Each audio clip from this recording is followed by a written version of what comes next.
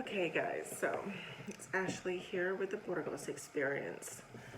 I've been home from my trip to the US for almost a week and I'm still not adjusted to the jet lag. I am so tired. But anyway, I wanted to do an update on all the different things that I took. So if you looked at my other video and you saw how I packed to get there, I was taking those 6 or 8 huge IKEA bags with me that fold up. I was taking them with me to get things out of storage so that I could bring them back, which of course means that I had a lot more luggage coming back than I did going. Anyways, what an adventurous trip. It was meant to be. I went on January 30th and I was supposed to come home on February 7th or the 8th. I don't know, it's weird because you leave on one day and then you arrive the next day into Spain in the morning. Anyways, that didn't happen because I ended up getting COVID. We all did. All 3 of us got COVID almost in the first week that we were there. So when I got there, I almost immediately extended my trip because my dad had gotten COVID and he lives there. And so I extended my trip and just for a few days. And on the day that I would have had to take a PCR test to come back to Spain on my original return date, I ended up testing positive for COVID. And I still had not seen my dad yet. So with the testing positive for COVID, I started researching how to get back home because I didn't have bad symptoms. I barely had a sore throat, but the rules are with the CDC that you can get a recovery letter after 10 days of symptoms if you don't have a fever for at least 24 hours, which I never had a fever. And if your symptoms are improving, which they were, I didn't have a lot of symptoms anyways, but when the symptoms I did have, which were a cough, body aches, that stuff was improving even as I was taking the test. I really didn't feel sick when I took the test. Like I said, I only had a sore throat and that was very minor and it only lasted a couple of days. Anyhow, the CDC would give me a recovery letter 10 days after first symptoms, but Spain would not let me use the recovery letter until the 11th day after the PCR test. So I had to figure out how to get a negative antigen test to be able to get home. So every day, basically what I did was I tested every day at the Airbnb and eventually got a negative test. And when I got the negative test, 2 days later, I flew home because I got another negative test. And anyways, maybe I can get into all those details, like where I got the test from, how I did the test. On a different video, but this video is meant to be how my trip went, so that's significant that my trip lasted twice as long as it was supposed to. So all right, so getting to Madrid, we took a train from the slow train because that's the only train that's in Murcia to Madrid. It's about 3.5 hours, and we spent 2 nights in Madrid because we took the train to get there and then we spent the night, and then the next day we went and got the COVID test because the US requires that you get the antigen test 1 day before your trip. Not 24 hours, just 1 calendar day, so that's a little bit more than 24 hours. Getting the test is fairly easy here, in my opinion, especially compared to the US. We just went to the airport. I made an appointment. We went to the airport and we paid 30 euros online before we went there. So all we had to do was stand in the appointment line. And, you know, it was maybe a 5-minute wait. We went in there, we took the test, we left, we went and got some snacks. And within 10 minutes, 2 out of 3 of us had our results back. My results didn't come back with everybody else's, which made me kind of nervous. So we had to go back and they double checked and it was negative. They gave us the paper printout because I asked for it. So if you ask them for it, they'll give it to you. And the test is in Terminal 1. So when you go there, you can enter in any of the terminals, but you're going to want to look for Terminal 1. There are no signs until you start to get to the area. And the place that does it is called Fly COVID. And it's in the actual Terminal 1, which is a fairly small terminal. Sorry, I'm still recovering. And I have this annoying cough.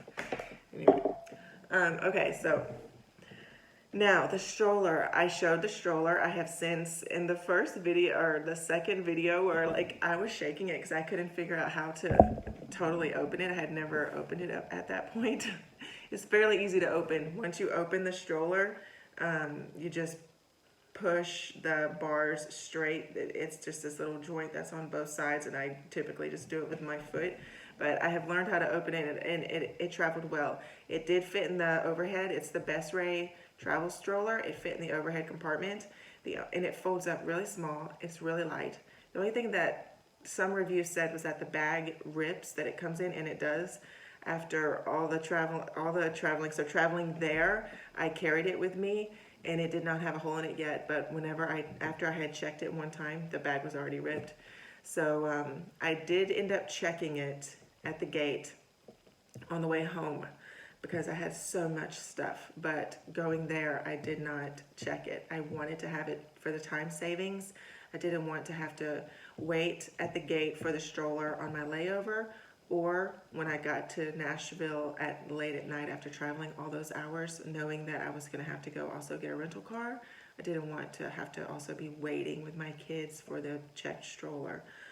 Okay, so those two things. Now, if you want to go back to the video to see all the different stuff I'm talking about, you can. It was posted a couple times ago. Okay, so the other thing that I used was the CARES harness. I used this for my 1-year-old who is 21 months, and he weighs about 25 pounds. This is for 40 pounds down to 20 pounds. And what you do is this red strap here goes around the seat on the airplane. The idea is that the tray table behind the seat is supposed to support the strap. And then this is the harness that goes over the shoulders of the baby. This red strap goes behind them, so their head is in here.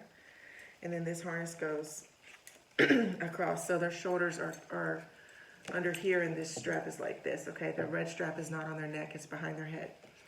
And then you buckle it across their chest, and the bottom part has holes where you put the airplane seatbelt through the holes around their waist and buckle it. So there's nothing in the crotch to keep them seated. Some people don't like that. I didn't really have much of a problem with it. What I did have a problem with was that the airplane was not designed for this because there was no tray table in the back of the seat. So I couldn't get the red strap. It kept slipping down, which kept bothering my toddler. He did nap in this. He did. And I did use, I couldn't find it before the video, but I did use a rectangular or a cylindrical pillow. So I'm going to use this as an example. It was like this shape, but it's a lot thicker. And it's, I think I have mentioned it in the other video and maybe showed the pillow, I'm not sure, but I'll try to do that on the next one. I'll try to find it and do it on the next one. But it was a thicker pillow, like maybe 2 or 3 times this. And I got it at a store in Spain called El Hop. If you go there, it's the Sea Lion, I think. And he was able to sleep with that. And then also they do give you pillows on the flight, but this pillow was a lot more firm and gave him more support, and that's how he napped going there. He napped for maybe 30 minutes. The flight was 1 hour shorter than they had scheduled it to be. And so we got there with an extra hour to spare, so we had a 4-hour layover. The layover is crazy because you're tired, your kids are tired. My baby toddler napped in the stroller at the end, and at the end, I almost missed the flight. Even though I was there, I was one of the first people there because my toddler fell asleep. I was wanting to maximize him sleeping. I didn't want to wake him up, so I was waiting till the last minute. And they booked the flight so fast going to Nashville that I literally was rushing to get there. They were like last call, and I was struggling to get the bag over the stroller. So after that, I didn't wait till the last minute anymore because getting the stroller over the bag is a little complicated until you get used to doing it because the wheels. But it does fit. It's just figuring out how to do it the right way. Everybody was really helpful. I don't know if they empathized because they'd been there before, or they sympathized because they felt sorry for me, but it was crazy with me keeping my checked baggage with me and the stroller, and I had 3 bags. My oldest was wearing a bag, and I was wearing a bag, and then I had the diaper bag. And honestly, even though I tried to do it like minimally, I still was really overwhelmed with the amount of stuff. So coming back, I checked almost everything. But it wasn't such a big deal coming back because I had my husband waiting on me who would be able to help me whenever I did get our checked luggage back and got out there. But going to Tennessee, I had no help. Like nobody comes and meets me at the airport to help me. So what can I say? I have to figure out how to do it myself, like always.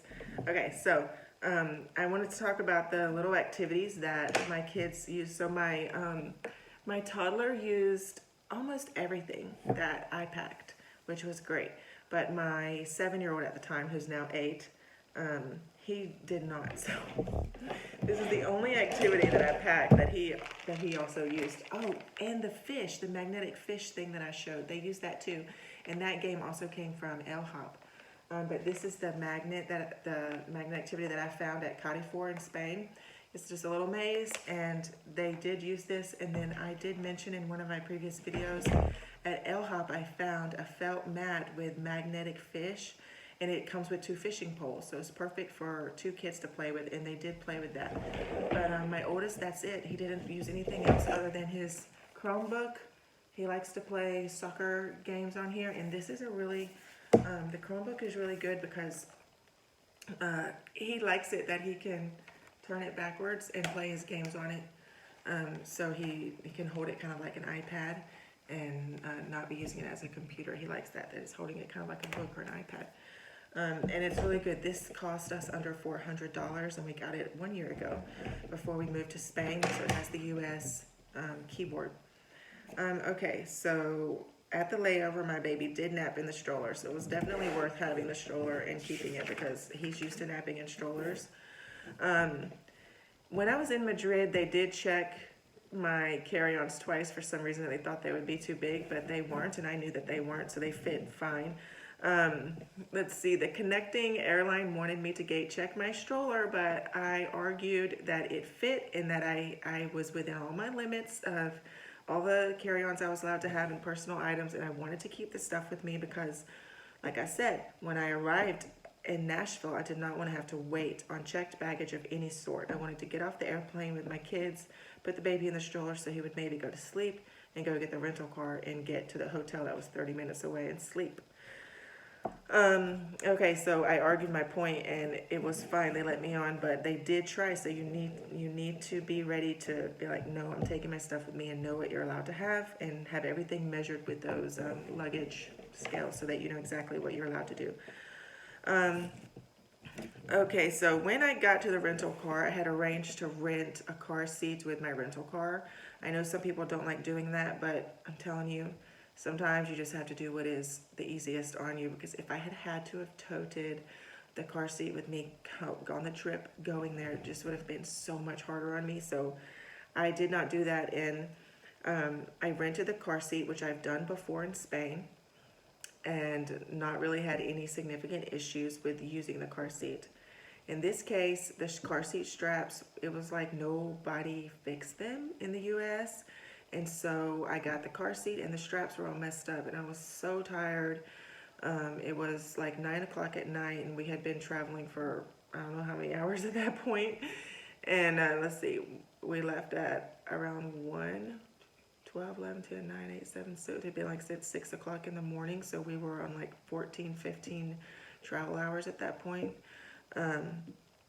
So anyhow, the straps were terrible, but I got them to work well enough to where it would have been like considered safe, except for that the straps were twisted, but the tightness of the straps were fine, and I had them rear facing. So I used that car seat for like 2 days until I could get to my storage unit and get my car seat that I had there. Okay, so the next thing is that these adapters, once I got to Tennessee and to Walmart, I bought these adapters. It probably would have been a good idea for me to buy them in advance, and I would suggest buying them in advance. But basically, I got them at Walmart. They were between $35 and $40. They have some less expensive ones, but they were online only, and I needed to buy the ones that were in the store. So anyhow, you read them, and it will show you how to use like whatever you're going to do. So this right here says EU. So if I push this out, it'll plug into something here. And then if I go to the UK, this says UK and HK, so UK and Hong Kong. I push this out and it will work in Hong Kong or the UK. Plug that into the wall. So in the US, I had to search and search, which I'm going to have to do now right here. Australia and US. Who knew that Australia has these types of plugs? And so I plugged that into the wall, and then I had my baby monitor from here. And once I plugged this into the wall, I was able to plug my baby monitor in. It goes into those two circular holes, but you can see all the different plugs that are available. And what I really liked about this one was that it comes with a USB port. What I did not like about this one was it comes with a flashlight. So I used the USB port one in my room in the Airbnb because so I could charge my phone. I had to use this one in my baby's room, and because it had a freaking nightlight on it, you know, I had to end up having to figure out a way to block the light safely, which you don't want to put a bunch of stuff on top of an outlet. So I had to block it safely, but it was still like too much, and there's no way to turn it off.